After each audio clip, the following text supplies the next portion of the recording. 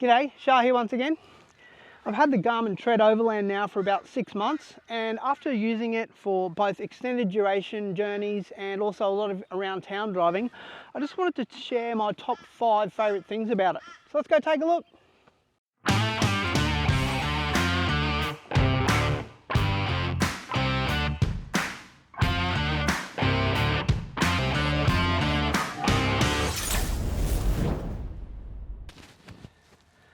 So to start things off in the top 5 features that have really been invaluable to me and that I enjoy the most about this particular unit.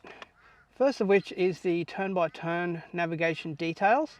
Now there's actually 2 ways to access this.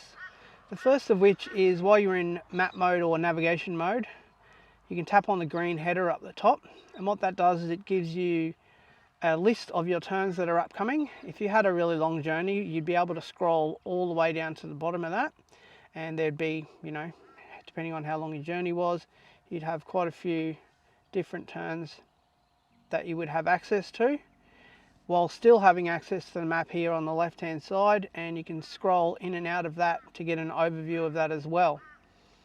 You'll see up the top here, you've also got your route preferences that you can review as well. So I'm currently on turn by turn mode, I've got no avoidances selected, my route overview, and also the time that's remaining as well. So it's a pretty handy thing to have on board. You can then also select on the side there, and that'll give you your route overview. So you can see now that I've only got 11 kilometers left to my destination, and it's giving me an overview view on the side there, which is quite handy. The other thing that's quite handy about this as well is if you wanted to make any changes to your route preferences, you can actually do that from this screen. So if you wanted to change your mode from turn by turn to something else, a straight line, something like that, you can do so from this screen, and then you can go back to that overview screen that you're in currently. So quite a handy little thing. Another one of the things that you can actually do is select on your individual turns here, and it shows you on the map where your last turns are, and you can zoom in and out depending on what you want to take a look at. So also very, very handy things. This is one of the things that I use so much. I tend to actually drive with it in this view, so I can view my turns, so I know that I've got a certain amount of kilometers left on my journey until I take a turn. So something that's been super, super handy and that I use absolutely all the time. Now the other way that you can access this data as well, and it displays a little bit differently, is you can go to your side menu here and then select turns. But what you have is you'll see it's displayed differently.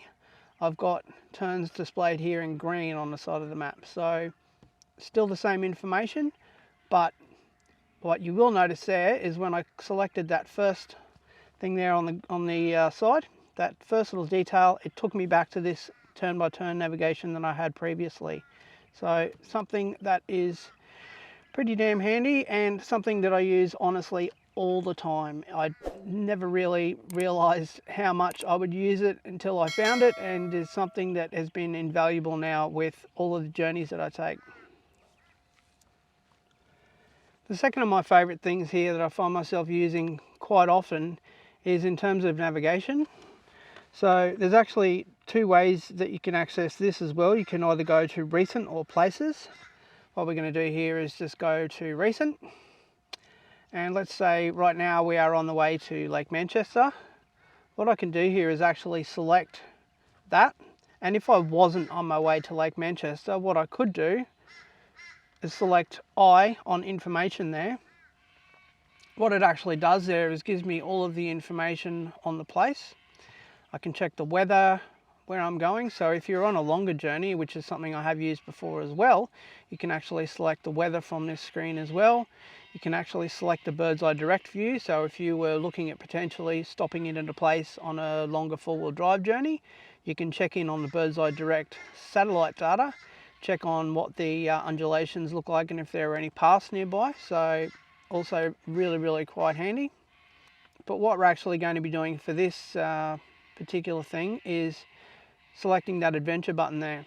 So what I'm doing there is that's enabling me to start a new route, add this particular destination as the next stop or last stop, or add it to my active route. So this again is something that I use quite often. It's really handy for starters just to have the information on, you know, what this particular destination is, where it is. You'll see here if I wanted to go there now, how long it would take me to get there. And as you'll see here, it's really handy to be able to quickly on the fly add that in as a next stop. So again, that's something I've used quite often. It's something that you may actually use in terms of a lot of in the city driving where you thought you may not have actually otherwise done so. I find myself using it in places where I thought I wouldn't, in terms of going to a shop or going to a BCF or going to something like that. So it's been a really handy thing to have. The other thing that you can do, I mentioned Bird's Eye Direct. If you don't actually have the Bird's Eye Direct satellite imagery downloaded for this, you'll see here I'm getting a notice to connect to Wi-Fi. What you actually can do is, if you were connected to Wi-Fi via your phone, which I don't have connected at the moment, but if I was, I'd be able to really quickly just say download, it'd be there. So what I'd be able to do is download that particular satellite imagery if I wanted to do so. So really handy thing to do. So what you'll actually see here is that I currently do have all of this Bird's Eye Direct imagery already saved to the device. But if I did not have it connected, you'll see that I would come up with a view similar to that there. So what it would be doing down here is asking me if I want to download this particular view here and download the Bird's Eye Direct data from that particular screen. So really handy little thing. It's one of the things that while you may not use very often, when you need it, it's really handy to be able to do just quickly and on the fly. Because as I mentioned previously, if you were just out and about and you wanted to quickly get some satellite data on something, and it's annoying having to go bugger eyes around and go back through different menus and try and find what you actually want. But with this particular option here, from this overview screen here, as I mentioned earlier, you've got the overview. You can then select adventure, add it as your next stop, and you can also download the Bird's Eye Direct data directly as well. If I was connected to my phone also as well, you can also see here that there's all of the weather information for that particular destination as well. So very handy little thing to have, handy little screen, and something that I use quite often. So what I'm going to be doing for this video is actually breaking it down into two parts. There's quite a bit of information here that I wanted to cover, and I'm sure all of you don't want to listen to me going on for 20 minutes, so I thought I'd break it down into two parts for you. Next week we're going to take a look at the rest of my favourite things about the Garmin Tread Overland. We'll see you then.